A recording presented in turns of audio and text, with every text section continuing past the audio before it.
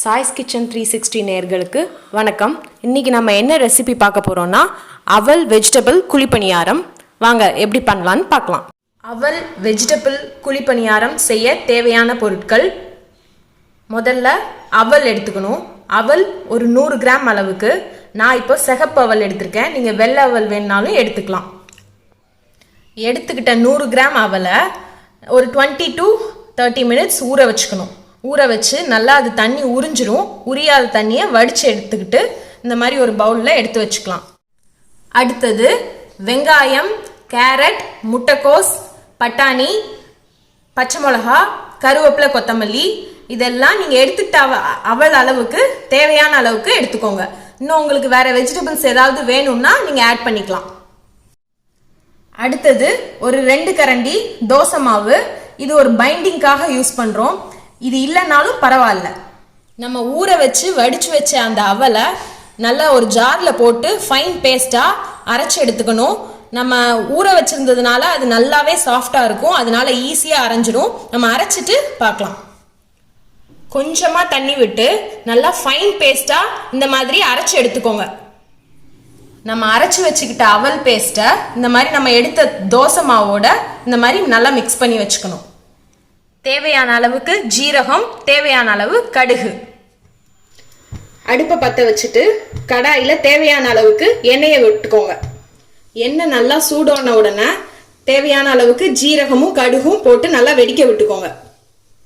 ஜீரகமும் கடுகும் வெடிச்சதுக்கு அப்புறம் கருவேப்பிலையும் பச்சை மிளகாயும் சேர்த்து போட்டுக்கோங்க.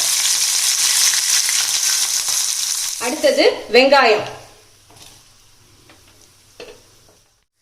வெங்காயம் கோல்டன் ப்ரௌனா வதக்கணும்னு அவசியம் இல்லை. இந்த மாதிரி வதங்கினா போதும். இப்போ அடுத்தது நம்ம எடுத்து வச்சிருக்கிற வெஜிடபிள்ஸை ஒவ்வொன்றா சேர்த்துடலாம்.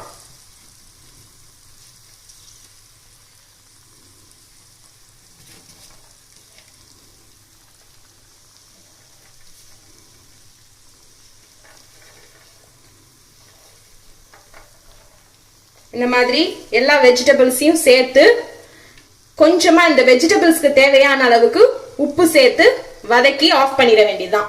நம்ம போட்ட வெஜிடபிள்ஸ் எல்லாம் நல்லா வதங்கினதுக்கு அப்புறம் அடுப்பை ஆஃப் பண்ணிட்டு அந்த சூட்லயே கொத்தமல்லியை போட்டு ஒரு பரட்டிட வேண்டியதான்.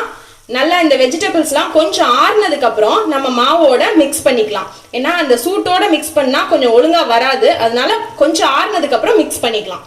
நம்ம வதக்குன வெஜிடபிள் மிக்ஸை ஆற வச்சு மாவோட மிக்ஸ் பண்ண போறேன். வெஜிடபிள்ஸ் எல்லாம் நல்லா மிக்ஸ் பண்ணதுக்கு அப்புறம் தேவையான அளவுக்கு தண்ணி சேர்த்து இந்த மாதிரி கன்சிஸ்டன்சில மிக்ஸ் பண்ணி எடுத்துக்கோங்க. அடுப்பை பற்ற வச்சு குழிப்பணியார தட்டை வச்சு கொஞ்சம் கொஞ்சம் எண்ணெய் விட்டுக்கலாம். எல்லா குழிலையும் எண்ணெய் சூடானதுக்கு அப்புறம் நம்ம எடுத்து வச்சுக்கிட்ட குழிப்பணியாரம் மிக்ஸை எல்லா குழிலையும் விட்டாச்சு. நல்லா மீடியம் ஃப்ளேம்ல வச்சு ஒரு 3 to 4 மினிட்ஸ்க்கு அப்புறம் இந்த மாதிரி மெதுவாக திருப்பி போட்டுக்கோங்க.